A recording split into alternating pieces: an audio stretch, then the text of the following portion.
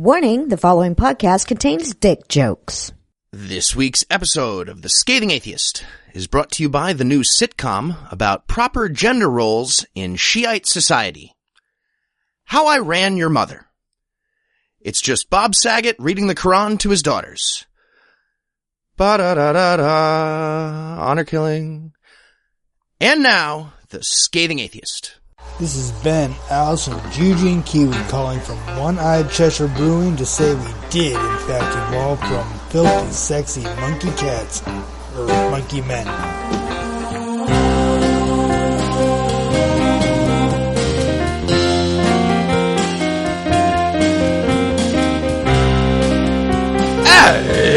It's Thursday. It's June 30th. And it's legal to kill a baby in Texas now. That shouldn't be taken as legal advice, by the way. I'm Noah Lugeons. I'm Eli Bosnick. I'm Heath Enright, and from New York, and Valdosta, Georgia, this is The Scathing Atheist. On this week's episode, we finish the only book that's harder to read than it is to put in your pee hole.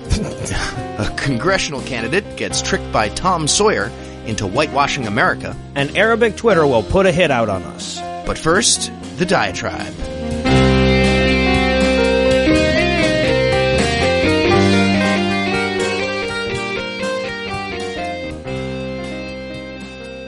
According to a probably untrue legend, Einstein, upon being asked which force was the most powerful in the universe, replied, compound interest. Now, I say probably untrue because A, that's what the Googles told me, and B, Einstein's a pretty smart dude. If he had time to think it through, I'm sure he would have said motivated reasoning. I mean, I couldn't find any solid numbers on this, but I'm sure motivated reasoning's body count dwarfs compound interest, gravity, and electromagnetism combined. And I'd love to see the strong nuclear force try to convince a Mormon that Native American DNA doesn't disprove their religion, right? I'd love to see wind erosion try to convince a Jew that Joshua is the hero in that story. And I can't say for certain, but I've never seen the energy field created by all living things which surrounds and penetrates us and binds the galaxy together convince a Muslim that theirs is the religion of peace. Right? I mean, I'm not saying it couldn't happen. This is not the justification for preemptively murdering children like a homicidal version of Minority Report you're looking for, but I haven't seen it. And in the interest of journalistic balance, I've also never seen it convince liberal intellectuals that Islam is no more violent than any of the other religions. Because look, motivated reasoning is like that gross thing on your lip. Pretty obvious when it's on somebody else's face. But I've seen too many diehard Bernie supporters taking to the Facebook to assure each other that losing the presidential primary and popular votes and delegates tis but a scratch to suffer from the delusion that atheists are immune from it somehow. You know, we're probably more aware of motivated reasoning than the average sample, and so it stands to reason that we're less susceptible to it, but we're a long way from inoculated. And look, I get it. Not all motivated reasoning is created equally. It all depends on the motivation, right? And if your motivation is, I don't want to throw kerosene on this raging bonfire of bigotry, that's a far more noble motivation than, I want to kill infidels so I get to fuck space virgins. And if your heuristic is, when I lack sufficient information on a subject, I'm going to default to the opposite of whatever Donald Trump thinks, that's going to lead you down the right path more often than the wrong one. But however noble your motivations, it doesn't make you any less wrong. Because motivated reasoning is working on both sides of this issue, and I'm no more immune to it than anybody else. I mean, full disclosure and all, the more fucked up religion is, the more job security I have. But there are objective facts that we can turn to, so let me propose a quick test. All right, you're going to need a Bible and a Quran or an internet connection, and don't do this if you're driving. But at your earliest convenience, pick a random page out of the Old Testament, a random page out of the Quran, and a random page out of the New Testament. Read through them and count the express instructions to murder somebody that you find. And I'm talking about instructions for you, the reader, to murder somebody. I'm not talking about God telling Jephthah to go kill an Ammonite or something. I'm talking about the book telling you, the loyal follower of this holy book, to go murder people. You won't find anything like that in the New Testament. No go kill this person stuff in there. But to be fair, it's intended as a companion to the Hebrew Bible. And yes, the Old Testament has a few such murdery directives. Right? Few instructions on stoning pre-fucked wives and men who lie with men and shit. And you may happen across one of those in a random sample of a page, but the odds that you will are about the same as the odds that you won't when you open the Quran. I actually saw this play out in New York last month. I'm up there for Nexus, and Heath and I are at Eli's with a couple of buddies choking down what we've been tricked into believing would be shepherd's pie. Fucking vegan. And the subject of reading the Quran comes up. So one of Eli's friends pipes up and says, okay, but is it really that bad? And before I can choke down my mouthful of this vegan potato paste and formulate an answer, Eli chimes in. He hands his buddy the Quran and he says, open it to a random page and tell me if you find an explicit instruction to murder somebody. We ran the experiment 6 times. He found such an instruction on 4 of those occasions, and on one of the other 2, he found an instruction to dismember somebody. So that's still pretty bad. But maybe I'm just strawmanning the position here, right? Maybe it doesn't even matter what the less strategic and more kid-fucky Genghis Khan put in his book. After all, you don't hear many stories of Jews stoning their new wives to death on their father's doorstep, not even the really Jewy ones. So maybe what it says in the Holy Book doesn't matter, and it really is just about interpretation. Maybe the fact that there are fewer steps between doctrine and indiscriminate violence in Islam is a complete coincidence. But then let's look at the interpretation. Look at the actions and numbers of the most radicalized Muslims and compare them to the percentages and actions you see out of the most radicalized people in any other religion. I mean, maybe the people that defend Islam as just another religion honestly see a different world than the one I do. I see a group of people that are inordinately prone to resorting to violence, whose sole connection is adherence to a book that tells them to resort to violence. And maybe I'm wrong. Maybe I'm filtering my news through the wrong sources and ignoring the real connections and allowing my bigotry to get the better of me. And maybe the religion that's created a repressive theocratic leaning or outright theocratic regime everywhere it's ever taken hold is real sorry about that and promises not to do it next time. And maybe the people who follow their holy books dictate regarding the murdering of infidels would ignore those passages if we'd stop fucking with their oil. But maybe I'm right. Maybe I'm right and an awful lot of us aren't willing to be impolite to the people trying to kill us. I mean, look at the apostasy laws. Look at the atheism laws. Tell me what those countries that make our existence illegal have in common. I mean, whatever. There are some secularish Muslim societies, but there's also a lot of unmined gold. Look, I get it. I get not wanting to line up on the side of the bigots, and even from this side of the Atlantic, you can see what happens when too many people lend them credence. But we also can't afford not to have honest conversations that are willing to talk about all the factors, no matter how impolite the facts turn out to be. Because if the rational people aren't fully engaged in that conversation, the people closest to the truth are the crazy fuckers that want to ban Muslims until we can sort this all out. And whatever our motivations, I feel like we can all agree that putting those raging fucktards in charge is the worst of all worlds. They're talking about your Jesus. We interrupt this broadcast to bring you a special news bulletin. Joining me for headlines tonight are the milk and cookies of humanism, Heath Enright and Eli Bosnick. Fellas, are you ready to lure old bearded men into your home with the promise of something sweet? Just like Hedwig and the Angry Grinch. That's it exactly. Who wants to play Find the Werthers? I do. It's in my butt. It's always in my butt. It's an easy game. It's such an easy game. It's an easy and a hard game at the same time. It depends who's playing. In our lead story tonight, we have twin victories to celebrate this week against a couple of the vilest nemeses of decency and humanity, white Roger Jimenez, Steven Anderson, and Mexican Steven Anderson, Roger Jimenez, both of whom learned the limits of their assholery leash in glorious fashion this week. And by the way, if you're not picturing the two of them connected by a string of anal beads, then there's clearly something wrong with me. Well, either way, there's something wrong. Yeah, I was going to say, pretty sure it can be both. Anyway, after both of these overachieving bigots celebrated the massacre at an Orlando gay club, they were both kindly told to go fuck themselves by major providers of their income. We'll start with Earth's shrillest homophobe and gay substitute teacher incarnate Steven Anderson, who, as you'll recall, lamented in the wake of the Orlando tragedy that the government shouldn't have made the shooter waste perfectly good bullets on those sodomites. And guys, our GoFundMe to send Tom and Heath on a whirlwind romantic trip to beat up and or fuck Anderson is only $200 from its goal. Remember, if you give $50, you get the t-shirt and the hat. And the hat. Anyway, so Anderson, who you'll recall from 90,000 previous stories about what a maniacal asshole he is, and from saying cooking can be fun in the TWIM intro, was hit with a fuck-off order from both PayPal and Apple, who shut down his accounts in the wake of his most recent hateful outburst. Yeah, I guess those companies have sincerely held beliefs about advocating mass murder. So, Who'd have thought? You know, yeah. Good thing we've got RIFRA to protect them. This is just like penis cake. Same thing. Exactly the same. Inappropriate for your niece's birthday party, apparently, according to my You keep sister. saying that, but she's out of therapy and she's fine. She's fine. Thank you. Yeah.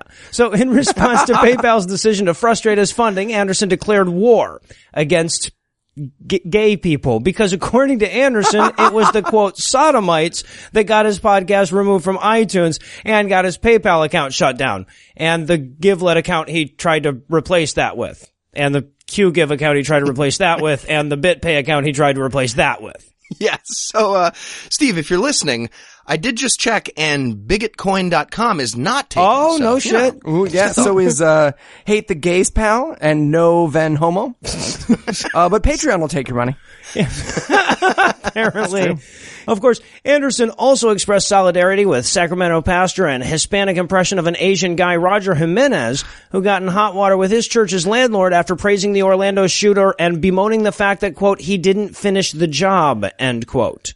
Jimenez looks like Tiger Woods and A-Rod double-teamed a honey badger. And they probably did. They probably did. He looks like a Telemundo star having a severe allergic reaction to what an asshole he is. So after video of his murder-endorsing sermon went viral, his current landlord politely asked him to fuck off. While the terms of the lease don't allow him to just kick him out, they've indicated that the lease is not going to be renewed, and they're doing everything they legally can to push him the fuck out the door, because you have the right to free speech, but if you're going to use it to scream vitriolic lunacy, you get a street corner and an end is nice sandwich board like everybody else. Looks like Hoist Gracie lost a fight to a bee. Yeah. And in Are You Fucking Kids and Me news tonight. According to the CBC, the Catholic Church of Montreal plans to bar priests, volunteers, and all those involved in faith education from being alone with children in order to protect the Catholic Church. What? I mean, I get that, but I feel like they should also include, adults in that rule. Because grown-ups are lying about rape all the time, too. See, no, this is why we don't let him follow other atheists on Twitter. I said we had to That is among the reasons, yes. Go through his phone again when he falls asleep. Let him tucker himself out. In a campaign only slightly more absurd than free hat, the Chancellor of Montreal, Archdiocese Francois, explained that, quote, to give their story importance, a child can give an account of an incident that isn't always true, end quote. So yeah.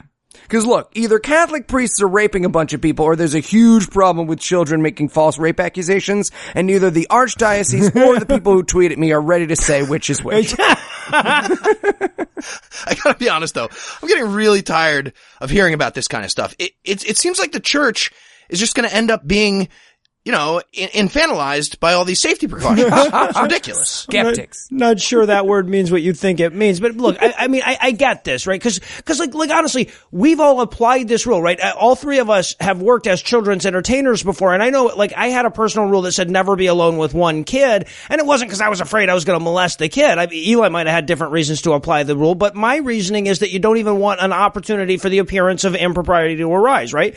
That being said, if someone publicly asked me and was recording my answer why I had that rule, I wouldn't tell them, I'm worried about those lying little shits saying I raped them. Which I did not. Which I certainly would have been a lie if they said that, which they haven't. Also, if the No Illusions birthday party service just had a history of raping the shit out of kids, you wouldn't get all defensive. You wouldn't be like, oh, I bet you're just gonna assume I'm gonna rape him, huh? Well, I mean, they just made an Oscar-winning movie called Noah Rapes a Bunch of Kids. I don't see how that's pertinent. I just flew myself in from Argentina. What? I'm sorry, we're not allowed to ask questions? What were the altar boys wearing? Skeptic. Oh, God. This actually gets better. Wait. When asked to it does. When asked to clarify the policy in what I assume was wait, what the fuck did you just say? Sarrazin doubled down with the following, saying the new policy was, quote, protecting victims, protecting families, protecting the church. End quote. Not adding, not in that order though. Yeah, right. Also not of equal importance. That's not the point. All three factors involved. This interview is over. It's over.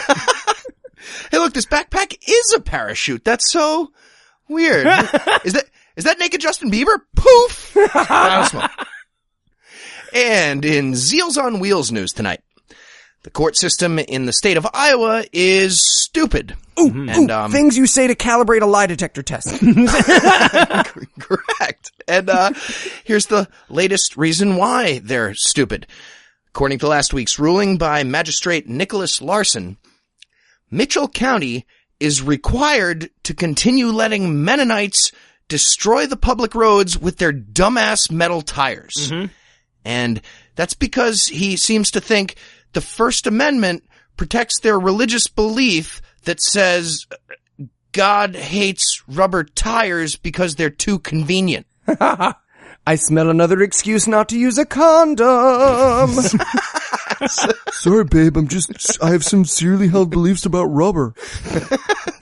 Well, but to be fair, though, on the steel tires thing, the Mennonites are trying to be antiquated and backwards. That's sort of their thing. And these are Iowa Mennonites.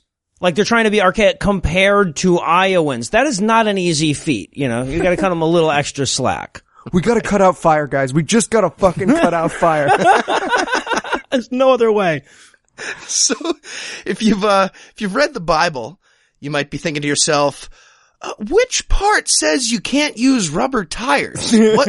Wasn't rubber invented in 1839? Did God add any chapters recently to his perfect book? And no, he did not. No? The passage these people are using to justify driving around on steel tires that fuck up all the pavement comes from Romans 12:2. And here's what it says. Quote, "Do not conform to the pattern of this world," end quote. Wait, that's it. Or loosely translated, whatever, I do what I want. So, oh my gosh. Guys, the Mennonites are the 17th century version of goth kids just standing around smoking. Tell me what to do, society. But I gotta say, though, if I follow their logic here and I get crazy billionaire money, I'm just gonna fit a bunch of modern cars with steel tires and drive them around where these Mennonites are just to fuck with them, you know? They'll be like, damn it, now steel tires are the pattern of the world. Fuck, time for another downgrade, guys. Mount those carriages on dried feces trapezoid, y'all. It's the only way. Just want to throw this out there. Monster truck Mennonite rally. We got crazy billionaire money as it is. I'm just spitballing here. Come on. The horse has to climb over the car first. Yes. There comes Jebediah in the Prussianator. Someone's just waving candles instead of the big torch thing. But bigger picture, it's been decided that Iowa can enforce literally zero laws on Christian people. Well, right. They've managed to legalize everything that Eric Cartman's ever done or will ever think of. So, great job. And I think it's time for a restaurant made of stem cells in Des Moines. Wait, isn't that just Little Caesars? Yeah, and maybe some AIDS getting injected into this magistrate's mouth while he's sleeping. That is Little Caesars. That's in the ads, man. Yeah. Martin Shkreli arbitraging Listerine for $750 a bottle in Iowa. Douche. And in Me Walk Pretty One Day news tonight, motivational speaker and lazy CGI version of a horse, Tony Robbins, managed to fuck up the third easiest magic trick in the world and burn the shit out of a bunch of people this past week at his 3-day, $650 per person Unleash the Power Within seminar. We're in the wrong business, fellas. No shit. Well, I mean, you do unleash the power within me all the time, but you really think people are going to pay for a seminar on that? I think stick with the videos, you know? Videos are going, if it ain't broke, you know. Pornhub.com/tummy sticks. Wait, no, we gotta go back here because I am fascinated to learn that there are two magic tricks easier than walk straight. So, I'm sorry, you were saying about the, So, for those who don't already know how this shit works, here's the primer on firewalking. They burn some shit, and then they let the coals cool down until nighttime. But because it's night, they're still red. Then, they cover the coals in ashes, your feet in water, and if you walk quickly and smoothly across, you're fine. Mass magician. And then, you cheer because you made it across the slightly warm beach sand, and you finally get the confidence to finish your shitty novel, or whatever the fuck it is. The problem is, if you're too confident or scared and you attempt to run, you jam your foot down too hard and you sink it to where the actual fire is that's making the pretty colors that you're braver than. Well, so basically, if you've got your firewalk to the right temperature and it's the right length, the only way to do this wrong is to attempt to walk and fail. Yeah. It's literally, it's just a stroll gone wrong. Yeah, exactly. It really speaks to the level of shitty hack that Tony Robbins is, that he managed to injure people during the stunt. Yeah, right. This is like teaching someone to find the 5 of clubs and 3 people losing a finger. Again, all in the videos. Check it out.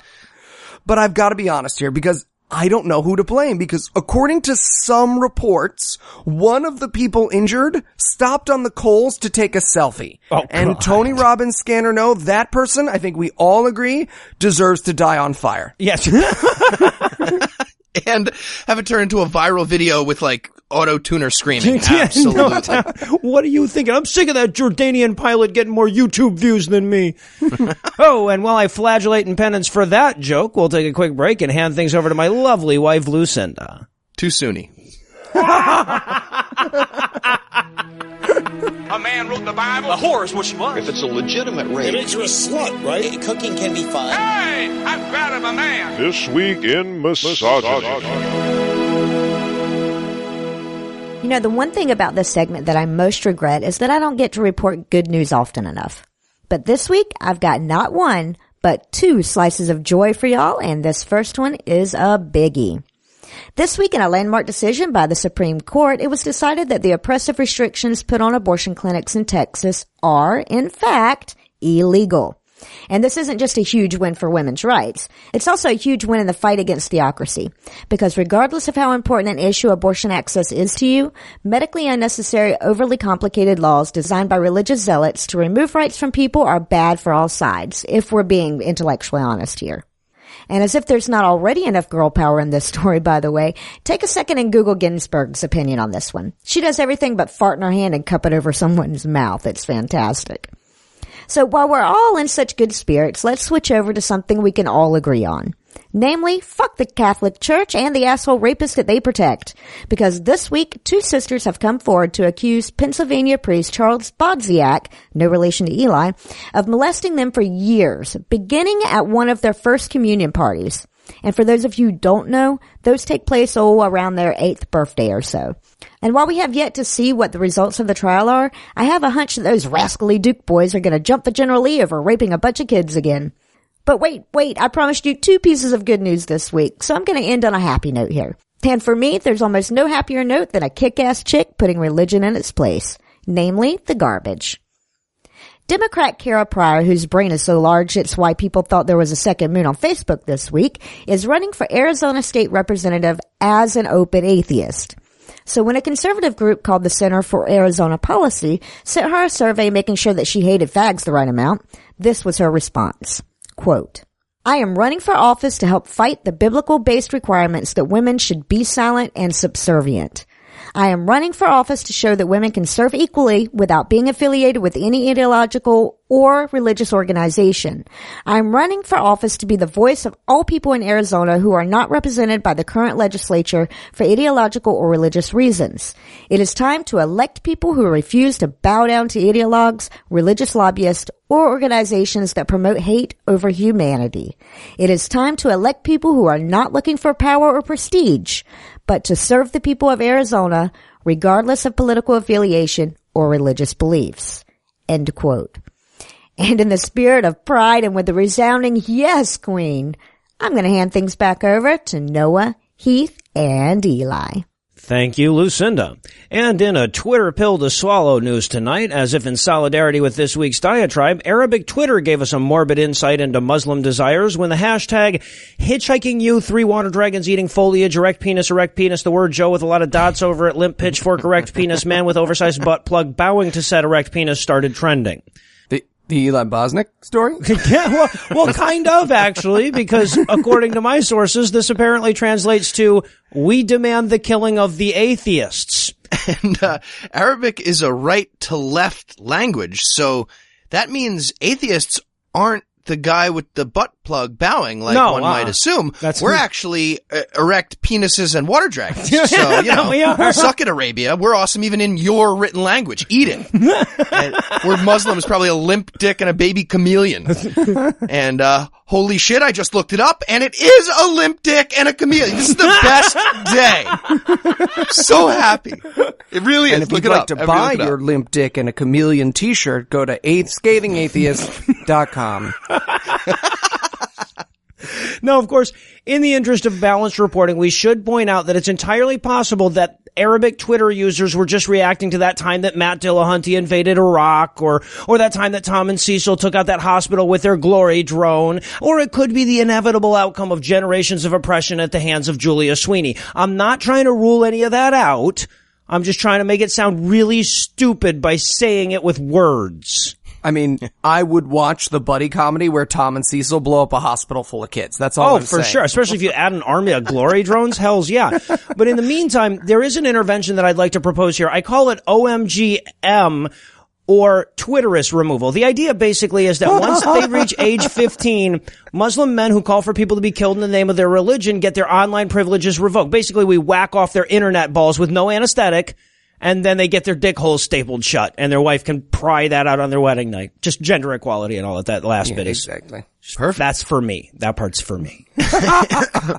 And finally tonight, in Do the White Thing news, in order to drum up some attention for his congressional campaign in Tennessee's 3rd District, Christian pastor Rick Tyler recently commissioned a billboard with the phrase, "Make America White Again."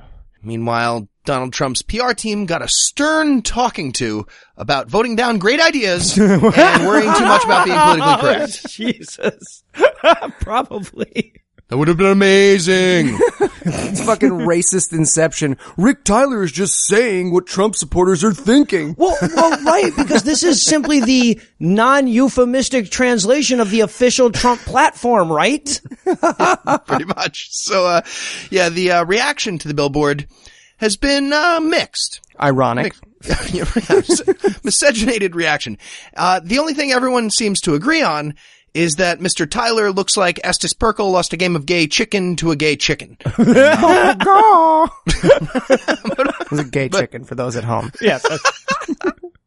But regardless of, which side everybody landed on, pro or anti, the slogan left many people wondering, in what sense is he not suggesting ethnic cleansing? Because some of us are actually curious.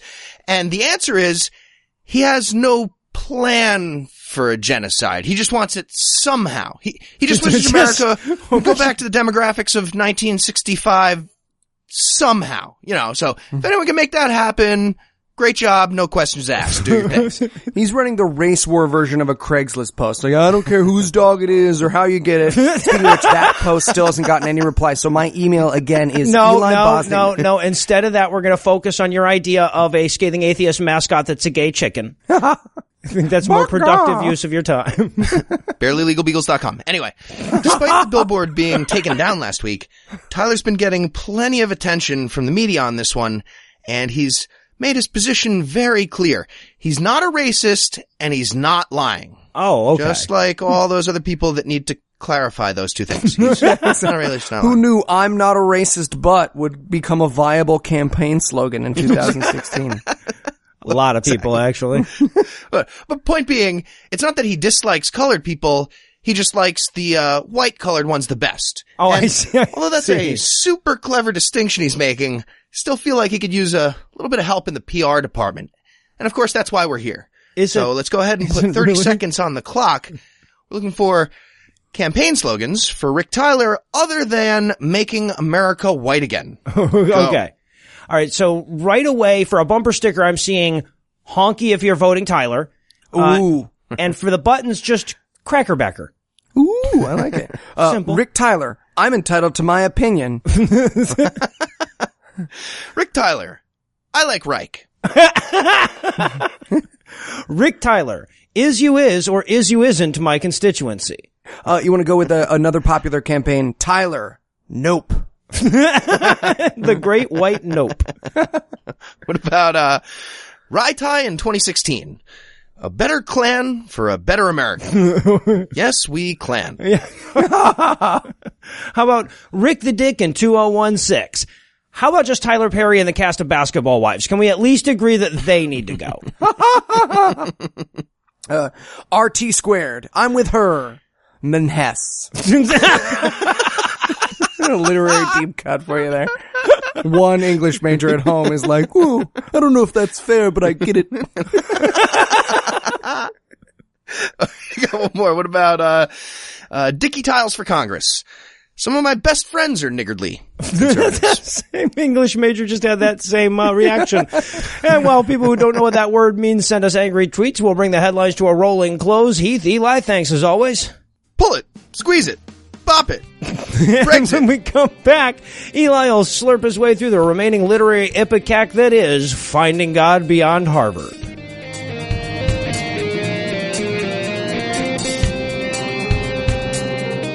Last week, we all took great pleasure in Eli's suffering as he recounted the first half of Kelly Kohlberg's testament to the perils of self-publishing, Finding God Beyond Harvard, The Quest for Veritas, or more accurately, The Quest for the Veritas I Came In With. As you'll recall, Kohlberg claimed in a recent lawsuit that the producers of God's Not Dead heavily borrowed from her book in the making of their film. Well, Eli decided to invest precisely 1 cent of money on Amazon and check up on the veracity of her claims himself, and has returned to finish the job in this week's installment of God-Awful Books, Literature, Publications. So, before we get started, Eli, can you catch us up on the action from last week? Well, Noah, I just realized for the first time as you said that sentence that she did in fact self-publish this book, and I'm going to use it to slit my throat as a result. As for what's between the covers, however, when we last left our heroine, she was super bummed out that everyone at Harvard Divinity School wasn't Christian enough, and she was just about to start the very first Veritas Forum. Right, exactly. So we pick up this week with Chapter 5, The Veritas Forum Begins at Harvard. Very literal with the chapter titles, isn't she? Yeah, she's not an imaginative person. No. So basically, this chapter is a montage of the forum. She basically goes, students asked many questions, like, why is there still baby AIDS? And the speakers were like, here's the answer. And they were like, what? But I don't want to get into all of that. Scientists came and proved God existed, and everyone was like, totes my goats. It was super great. I have a video, but I lost it. You're lying. You're lying. And then at the end, people came up to me and they were like, this was awesome. I'm all about Jesus now. I wasn't before. I go to Harvard Divinity School. Right, yeah, wow. She found Christians at a divinity school in America. Amazing. Come fuck me at camp. Needle in a needle stack. Also, tiny note here, but there's a section where they take everyone on a tour of Harvard, and she's commenting on how the light of a long dead star shone so perfectly on the Madonna statue, and I was just like, yeah, too bad it's gonna fall from the sky when Jesus comes, right? Yeah, right. Fuck this book. Look at how beautiful it is, the way the moon shines off John Harvard's foot on the statue. Yeah, that's because we all pissed on it. If you're a student here, you know that. But, no, go ahead, lick it. Lick it. It's good luck. So then we move on to Chapter 6, Road Trip, Living in Skin. See, she gets clever as it goes. There you go, punny. And this is, hands down, bar none, the worst chapter in the book. Oh, okay, well, there's a thing later on that ruins one of the most important events in my life, and we'll get to that, but it's hard. It's hard. This is bad. Okay. So she gets invited to speak at a talk. I can't even. I'm so happy I didn't have to read this. She gets invited to speak at a talk called The Bible and Feminism. Oh, good. Yeah. Also on the docket was Big Shrimps. And there's this weird moment where she says she was inspired by, quote, the candlelight vigils to end communism in East Germany. Really? Like that? Sorry, but they had nothing to fucking do with it. That was Reagan and Jesus. That was Jesus and Jesus Reagan. It was Jesus Reagan. Shh, you'll spoil the 2020 election. Oh, my bad. Edit point. Jesus Reagan 2020. Edit point. And when she gets there, okay, so she goes to this thing and it's at this school she's never been to, and when she gets there, there's a counter protest by the International Socialists Organization, the LGBT group, and the Albany chapter of the National Organization of Women. And then literally, she goes into the room and it's filled with, and the description is fucking amazing. Like, I don't buy this book. But the room is, in her description, just filled with like fat lesbians and gay men fucking each other through assless chaps, which are the only kind of chaps. You can stop tweeting that at me. Through each other's ear gauges and shit, and the Christians are just And the Christians in her description are just fearfully quivering in the corner. She literally says she recognized them because they weren't tattooed. Oh, wow. Huh. So if I pull my dick out of a gay person's ear gauge, then I could pass as a Christian? Okay. That's good to know. Keep that in mind. I mean, you gotta put it away too. It's a whole thing, but yeah. Do you? All right. No deal. So she gets up there and she tries to speak, but they're all like shouting her down. And now I'd like to provide this information without commentary. No, you wouldn't. Cully Kahlberg was very worried about the extreme left shouting speakers down and restricting free speech in 1992. Just providing that information. No commentary, no opinion. Cully Kahlberg, who wrote this book, who is about to blame AIDS on gay people, was worried about super leftist college students shutting down speakers in 1992. It's almost like it's not a new thing at all. I mean, gosh, this isn't me or anything, but I guess you could conclude from this that false narrative of the left going too far is something people have been using for quite a while. I mean, I would never make that point. But I'm just saying, happens in the book.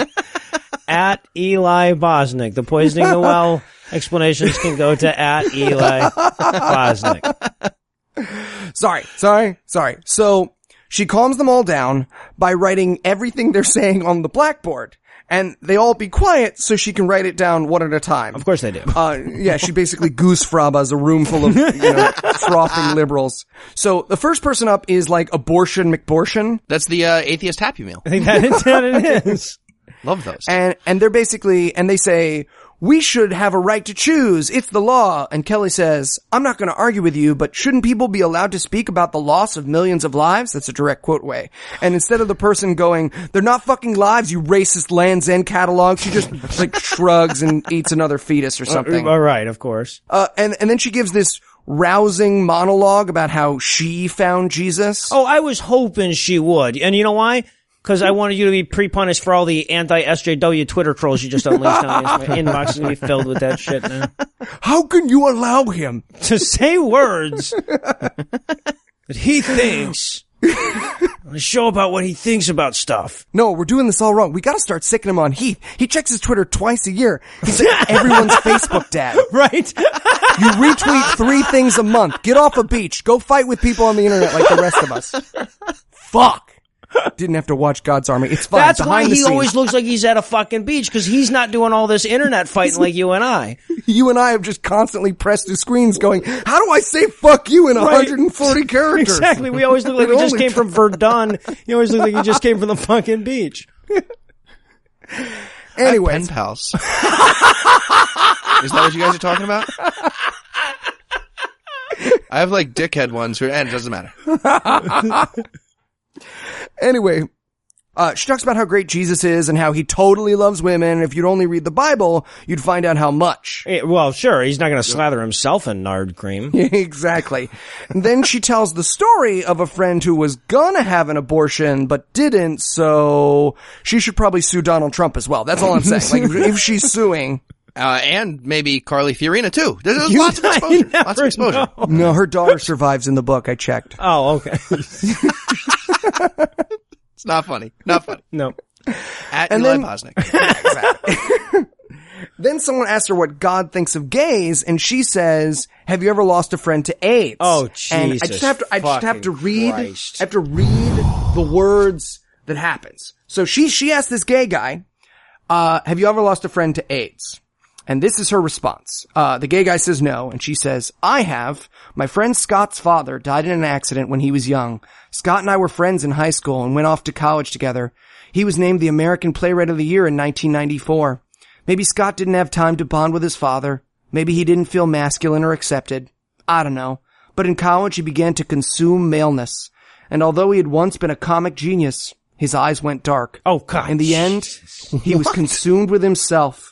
Though I believe he felt the love of Jesus, I was too tolerant, in quotes, to ask questions or say much to him, even though I could see it happening. So that's...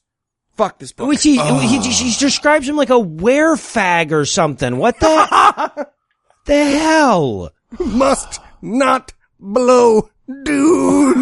Get away. Get away. And then later... Yeah, this whole, I mean, I know I'm taking extra time on this chapter, but this is the fucking pinnacle of this woman's poisonous ideas. She also has a moment right after that where she says premarital sex is bad, and I quote, maybe the body we desire is the body of Christ. He's pretty hot. I'm an abs guy. So. No way. I'm a handhole guy. We would make a great tag team. Ooh, footholes. The Holy Trinity right there. I know some of you can draw. Draw it for Eli, me. tag in. So then she mentions that in 1995, Peter Jennings did a special on the Veritas forum, and she and a bunch of other Christians got to whine on TV that you don't get to check other the Lord above on your science final. And it was almost canceled. And there's just this fucking fantastic moment that I have to read, from later in the book. Quote, I later learned that ABC almost canned the feature saying, where are the images of angry students protesting? The feature's executive producer, an impressive Jewish woman, stood up and said, and I'm going to do it how I assume she would do it, I've never seen anything like it. These students don't protest, they pray. The more they are persecuted, the more they pray. Oh, God. Is that what the Jewish lady said? Yeah. According to what she heard later. Yeah, according to Kelly Kohlberg's self-published book. Yeah, right. So she's headed off on a East Coast tour to debate the problem of evil, and she breaks up with her boyfriend, who I can only assume immediately banged someone fun and just filled her with cum like a Macy's Day balloon. It's like anyone but her. Okay, and so chapter 10, by the way, is called Forgiving Pain the Color of Crimson. So forget all the nice shit I said about the chapter titles earlier. You. Yeah. And when I saw this chapter, I gotta admit, I really hoped that she like got hit by a bus, or maybe someone told her what an asshole she was, or like she was trying hook suspension from a hot air balloon and accidentally took off and ripped off her skin like she had pissed off Willow from Buffy the Vampire Slayer. But no, the boyfriend she broke up with, who she was hoping to get back together with, started fucking her best friend, and I cheered and scared my pants. Oh, yay! Yay was in my head as you were saying. Yeah, happy ending after all. And nobody loved me because I'm an asshole. It ends there, right? It does if people want to stop listening. Nobody will blame you. Go back. Listen to Tweet a Dick again. That was pretty good. Yeah, exactly. Now he's gonna marry the other girl. I was kind of hoping he'd leave Kelly at the altar first, and then she'd like walk into a sitcom episode crying with the dread. But that's fine. It's fine. Still good, I guess. Yeah. So Sub Havisham, but good. Her thoughts on the breakup are this. Quote. This is a rich girl who has been going to Harvard. This is her thoughts on her breakup. Quote. I sense more deeply the realities of human pride, injustice, and horror in the world. I thought of the women and children on our mission trips whose husbands and fathers had been murdered. I felt the fact the children sold into prostitution. End quote. What? Seriously. And she isn't setting up, and compared to all that, I realize I have exactly no worries and will never face adversity. That's not... No. Quite the opposite. She is comparing herself to the child prostitute. Oh, for fuck's sake. Mm-hmm. She's so bummed about losing her boyfriend that she doesn't want to run Veritas anymore. Oh. And then the guy funding Veritas can't fund it anymore. Oh. And she asks Harvard for money, but everyone hates her. And so she really tries to spin it like everyone at Harvard doesn't hate her, but everyone at Harvard hates her, and they say no. And at this point, my notes were just like, please let this be the end of the book. Please let she just dies alone in a cabin by her own hand. Right. Singing I Dreamed a Dream. Yeah. I was just hoping she pissed off Ted Kaczynski at an alumni event. Oh, there you go. That would have been a great twist. She does. Didn't happen. No, but she does get Lyme disease. Well, and at this point, I think I realized what we all realized, which is that I was having a very different experience of this book than everyone else who'd ever read it. Yeah, right. Because then her stepdad gets lung cancer, and I'm just punching the air like, go, get her! It's like the scene where Rocky gets back up. But that's the extent of the joy in this book, because then she goes for a run, and it's beautiful outside, and I don't know if she ran into Francis Carlyle out there, but because it was beautiful outside, Jesus, and she writes about how lovely it is outside, like a 6th grade love poem for a minute. If he loved me, turn to page 63. If he fucked my best friend, turn to page 112. If you talked Eli into reading this for you, Turn to the back cover. Perfect. Done. No, we're deep into the double-digit chapters now. Chapter 11, Knowing and Believing. We're almost there. The finish line is in sight. That's right. So she's gone through her crisis of faith, so now she's recommitted to the Jesus, and in this chapter, we're supposed to imagine her, like, reading a bunk of books and chasing a fucking chicken. But she actually just, like, kayaks and feels bad for herself because she's I see. Spoiled white girl. Yeah. Anyway, this chapter is basically 3 arguments about why she figured out God exists. First up, fine-tuning. That's rock solid. She also has a moment to take a shot at Sagan here, where she says, quote, Sagan says the universe is all there ever is or ever will be, but he'd have been a lot more accurate if he had just read Genesis 1, end quote. You hear that, Neil? You hear Yes, that? Fucking right. matters. Oh no, tweet some more about how you can't hear explosions in space, Neil. You're an educator, Neil. You're an educator. Hey, he's not an atheist. He likes Jesus Christ Superstar. Venn diagram is a pair of tits there. Yeah, it's a travesty that top universities are teaching about Carl Sagan, but meanwhile, we're completely illiterate about Lando Calrissian. Right. It's important. Right? And then she talks about how stupid it is to think the universe is just a roll of the dice for 12 pages. And I'm going to spare you all of that. But the next argument in this chapter is the Bible. And basically her argument is, the Bible is great and perfect. And here's her quote. It is full of verifiable information, useful to every person, as well as to archaeologists. So this is a category, like, in addition to every person. Yeah, exactly. Oh, okay. Archaeologists, historians, scientists, healers, artists, lovers, parents, Take the and demons so out. on. Parents? Right. Really? Well, I mean, it was just supposed to gas at child beating rod length. I mean, come on. You stone their sexually active unmarried daughters on any old porch. You need a guideline. Yeah. Makes sense. Plus, most dads aren't going to know how to figure out the equilibrium price for letting someone rape their daughter. You gotta draw a graph, you got price, quantity. It's a whole thing. We should make an app. Right. And then part 3 of this chapter is Jesus, which is oddly not included in the Bible section, but whatever. I see. And this is her attempt at, like, getting in with the kids. This is a quote from this section.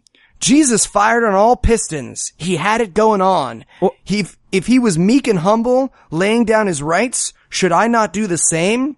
And you can't see it, but I'm doing finger guns over here. The right, as I'm saying that. Going on is in the book. Here, I'll tell you what, lady. Here's how you start off. Jesus never wrote anything down. See, you're already fucking this up. Because if you claim to be the king of the Jews and got crucified at the end and never wrote a book, that would be awesome. That's what he had that you don't have. I choose that option.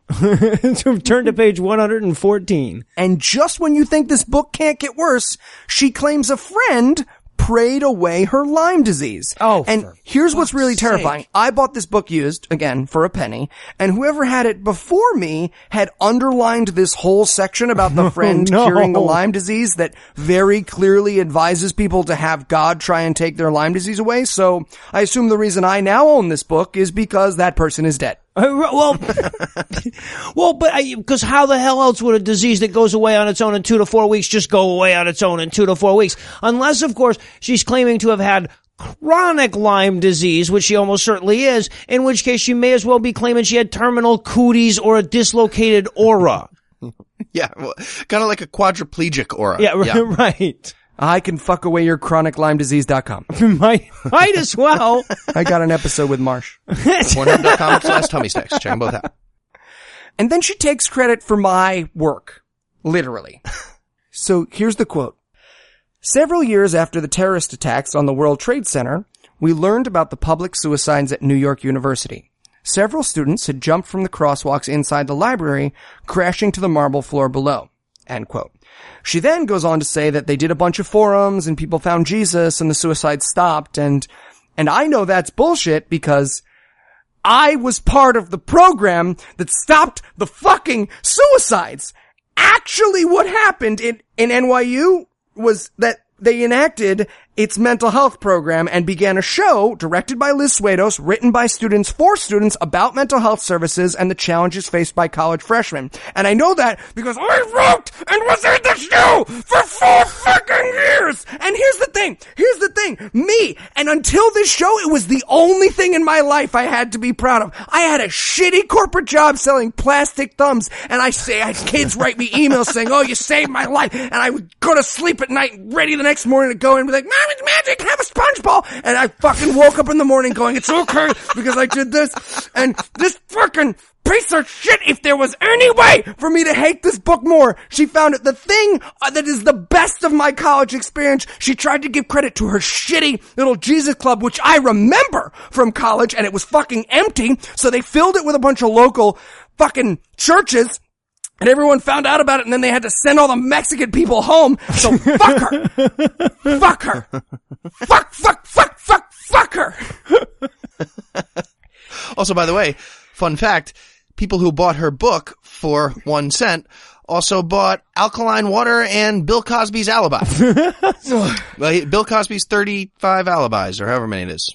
Oh my god, it's nosebleedy in here. Yeah, I was gonna say, are you gonna be able to make it into chapter 14 here? We can take a minute. Alright, so after she takes credit for the thing that I'm most proud of from college, she does a summary chapter where she basically takes credit for science, art, and the fact that ho-hos are back in circulation due to Jesus because science is inspired by Jesus and Jesus healed the sick and lots of doctors are Christians and Brahms and Mozart and fuck this book. Yeah. And the McRib.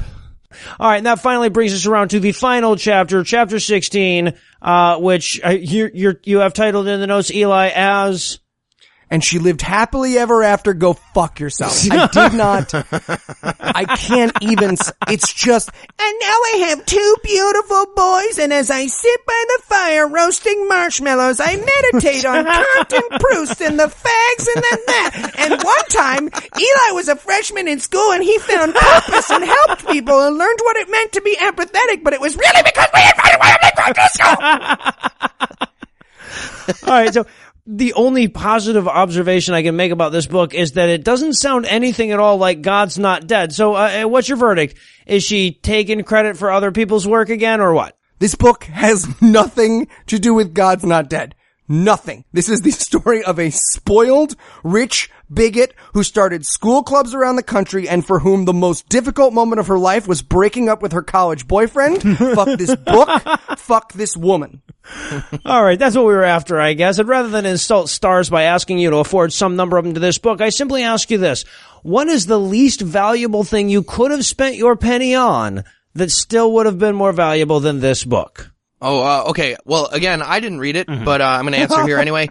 I'm assuming 0.024 inches of a Subway sandwich would be much better. Yeah. I'm going to go with Bitcoin. And the saddest part is right now you could probably buy a car in England with it if you just saved it. So on that sad note, we're going to wrap up the book report. So here's hoping that shot of Schadenfreude will tide you over to the next installment of God-awful books, literature.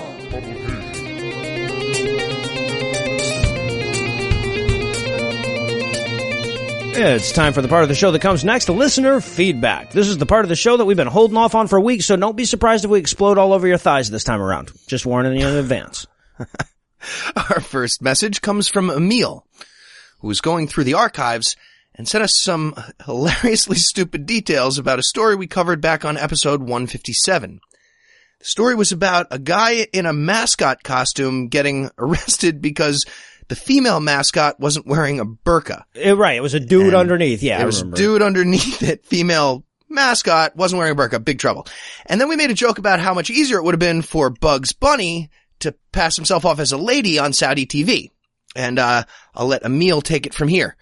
He said, quote, "As someone who actually lived in Saudi Arabia for 2 years, I just wanted to communicate how endearing I found your American naivete. I would have killed for Bugs Bunny cartoons, even with a burqa. But no, see, a cartoon might be a drawing of a person. As we all know, it's against Islamic tradition to draw Muhammad. But in practice, since no one really knows what Muhammad looked like, there's always the chance that someone will assume the drawing is of Muhammad, even if it's an anthropomorphized rabbit. So to avoid this tricky situation, the Saudi government simply declared all drawings and cartoons haram. End quote. Wow.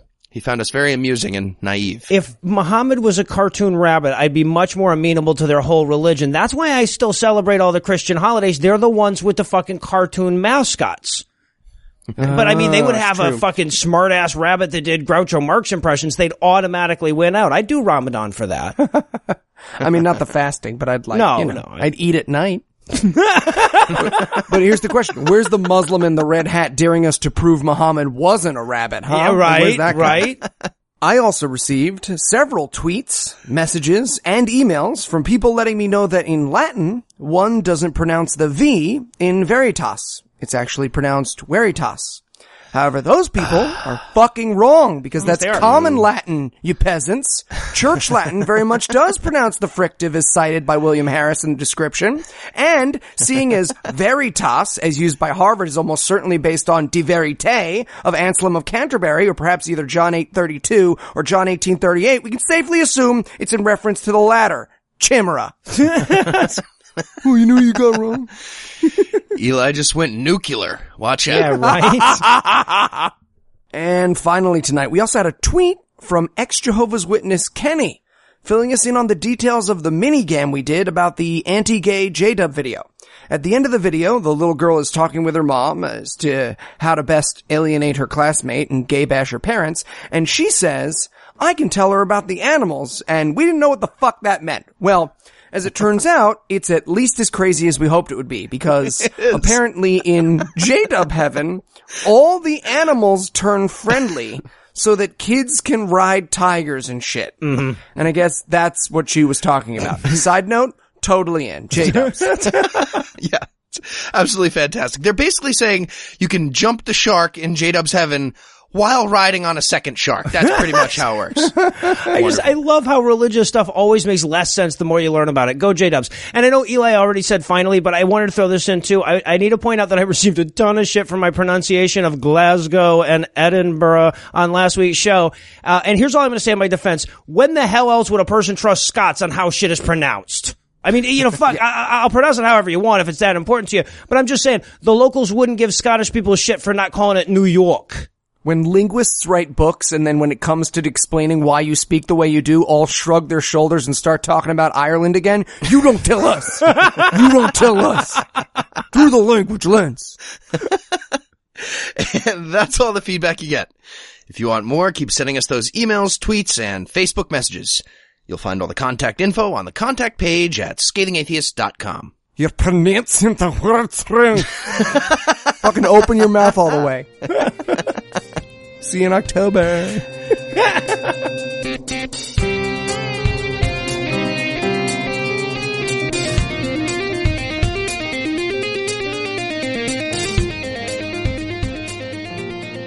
Before we shrink below the horizon tonight, I wanted to let everybody know how to get a little more Eli in their lives. He appeared this week on Thomas Smith's Atheistically Speaking to add gun lovers to his growing list of angry email demographics. You'll find at least half of that two-part debate linked on the show notes, possibly all of it, depending on how quickly I finish the edit this week.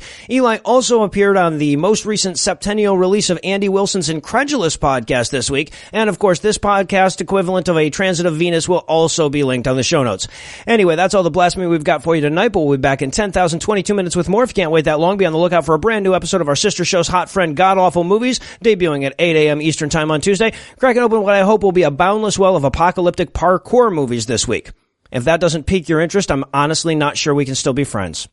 Obviously, the fat lady would get laryngitis if I didn't thank Heath for wishing I'd turned into a real boy all those years ago. I need to thank the lovely and talented Lucinda Lugeons for not being imprisoned by a dragon in advance of our courtship. I need to thank the lovely in his own way Eli Bosnick for never, not once in near decade that I've known him, asking me to pick a card, any card. I'd also like to thank my fat ass cat for allowing me to use the keyboard long enough to write this outro. And obviously, I want to thank Ben for providing this week's Farnsworth quote. But most of all, of course, I need to thank this week's most perfected people: Brandy, Teresa, Ingrid, Carol, Joshua, David, Rob W., WM, Joel, Joseph, John, and Roxanne. Brandy, Teresa, Ingrid, and Carol, whose elegance leaves me more breathless than a rapidly recited list of donor names. Joshua, David, Rob, and WM, who are so intellectually stimulating my dendrites are at half-mast just from saying their names. And Joel, Joseph, John, and Roxanne, who are so sexy the dude does them back.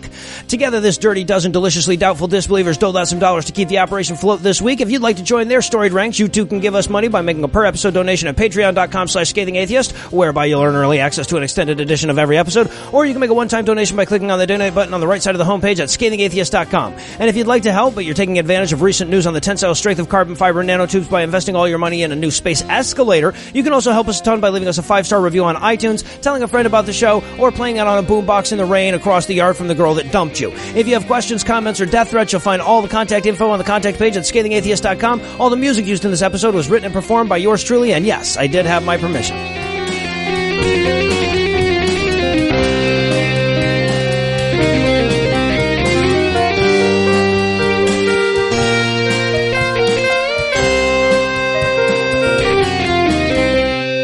But as far as the contents of what happened inside, 1 second, there's a motorcycle race going on. It's a very intense motor. Very clearly was, like, the bad guys from Fast 5 going to get you.